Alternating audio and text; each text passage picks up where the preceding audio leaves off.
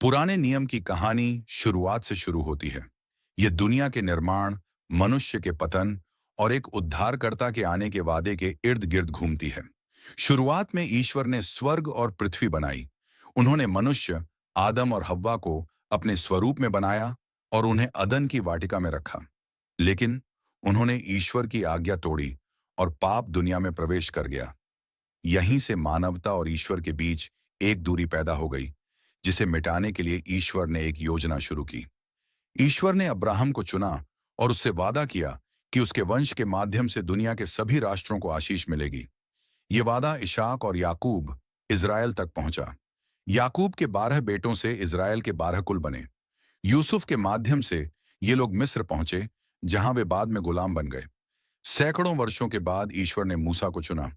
चमत्कारों और लाल सागर को पार करने के बाद ईश्वर इजरायलियों को मिस्र की गुलामी से बाहर लाए। सीनै पर्वत पर ईश्वर ने उन्हें 10 आज्ञाएं और व्यवस्था दी। यहाँ एक वाचा कवनेंट बंधी। ईश्वर उनके परमेश्वर होंगे और वे उनकी पवित्र प्रजा होंगे। कनान देश, प्रतिज्ञा किया हुआ देश में बसने के बाद इजराइल में राजाओं का दौर आया। दाऊद सबसे महान राजा था, जिससे ईश्वर ने वादा किया कि उसका राज्य अनंत काल तक रहेगा। लेकिन बाद के राजाओं और लोगों ने मूर्ति पूजा शुरू कर दी। ईश्वर ने भविष्यद्वक्ताओं जैसे यशायाह, यिर्मयाह को भेजा ताकि वे लोगों को चेतावनी दें और एक आने वाले मसीहा की भविष्यवाणी करें जो सब कुछ ठीक कर देगा।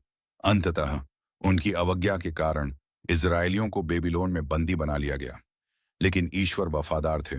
70 साल बाद वे वापस लौटे और यरूशलेम के मंदिर को फिर से बनाया।